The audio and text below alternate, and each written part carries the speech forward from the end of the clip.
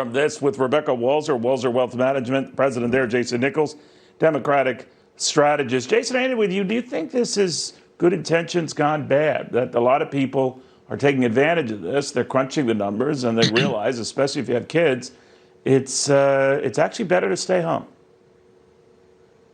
Well, I think this is more evidence that we need certain economic changes in our country. For example, a $15 minimum wage. It shouldn't be that you make more money from the little bit of money that the government gives you than from working a job 40 hours a week. So I think one of the things that we need to do is to shore up a lot of our holes in our economy in terms of the minimum wage, in terms of affordable child care, which will not only help child care providers, but it will help people to get out of their homes and work.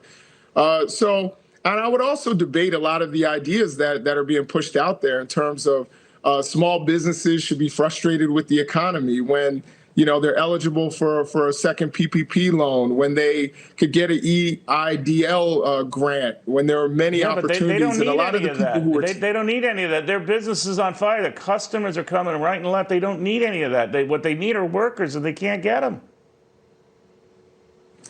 Yeah, and I would argue again that part of that is because money needs to go to childcare. We need people to have affordable childcare. Yeah, there but a needs lot to of be these money locales are that was given to schools these to are reopen. $15 wages as they stand without that law in effect. I know where you're coming from, but Rebecca, I think the worry is that with all the stimulus and all the benefits we've shot out to this economy, and now given the very strong numbers we're seeing, we just had retail sales up almost 10%, housing is booming, all of this is booming, that it's actually put a restriction on some in the labor force that they're not coming out and they're not taking advantage of this. Or is that part worrying you?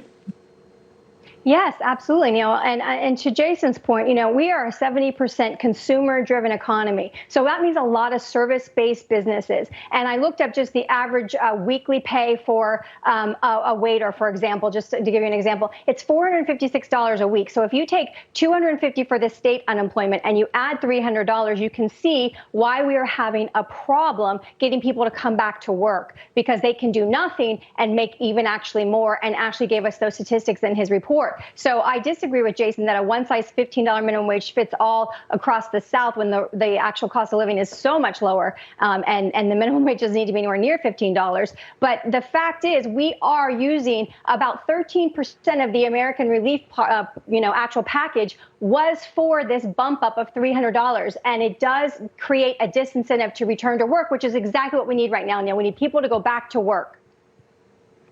So, Jason, I guess it's calling into question stimulus, and it was all done with good intentions and big hearts, big checks too, I might point out, but that given the underlying strength of the economy, that sort of thing you spend at a dire crisis, and now the signal seems to be we're not at a dire crisis, so why don't we save that money for when we are and not now?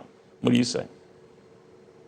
Well, see, here's another thing is that although, I hear what the people in Florida were saying and the people in other places in the country were saying, but when I looked at the labor force participation numbers, they're really not changing. They haven't gone any lower since the stimulus. It's held steady. It certainly could rise a little bit. And so I think that this idea that this is Jason, a huge thing going on around the country, I'm not so sure that that's... Housing, Jason, let's just get facts right. Housing starts up 19%. Housing permits are up almost 3%. Retail sales, 9.8%. The lowest weekly jobless claims figures we've seen throughout the pandemic. We are looking at, strong vaccination levels that are going beyond what anyone ever imagined, where half the American people have been vaccinated with at least one dose. I mean, I could cite stat after stat that isn't only up, it's up a lot. So, I mean, when you're looking and waiting for some magic to come, it's here. It's happening right now. Here. Yes. No, Neil, we're in agreement that our economy is getting stronger and that I believe we'll be at full employment by the end of the year. There's no question that we are getting stronger. So what I'm saying is that labor force participation and people are actually going to work. You guys are young. You're going to be paying for all that spending. I'll dodge this. I think I'll dodge this. But you should be worried about that, right? Is that for me? I'm sorry. I mean, yeah. Neil, I thought I we left you shouldn't be. stunned, but go ahead. That's. Go ahead, Rebecca. Go I'm ahead. just going to add, we cannot be paying people to just do nothing when they have a job, calling them back to work. That is the absolute opposite of what we wanted. This is supposed to be a fail-safe for people that don't have a job and can't work to be able to sustain their livelihood. And we understand that. And that is definitely a part of government. And it's necessary. But it should not be to the point where people refuse to go back to work. And I know that this is happening. We just heard the statistics. It is happening. It's not like it's not happening. It is a fact that it is happening, that people are not going back to work. So this $300 is a part of that problem. So good hearts now are I'm breaking some bosses' hearts, right, Jason? That's what's happening.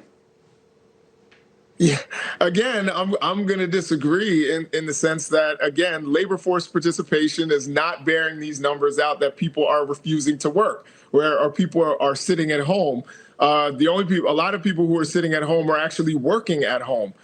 So I disagree with a lot of that. I think that the reason our economy is going strong in part is because of some of these stimulus efforts that we've had thus far, and why we'll be at full employment by the end of the year is because of some of the efforts that have been taken and the measures that have been taken in order to solidify the strong economy that we're seeing. But it's not a depression. It's not a recession. It's not something you have to spend a lot of money on. When you have something like this, maybe it's time to acknowledge, all right, we can pivot here, right? We can pivot. But we're not pivoting, right? Yes. Guys, I want to thank you both very, very much. We had a very, polite debate on this issue, but it is a lot of money, and it is a concern. Guys, thank you again on that.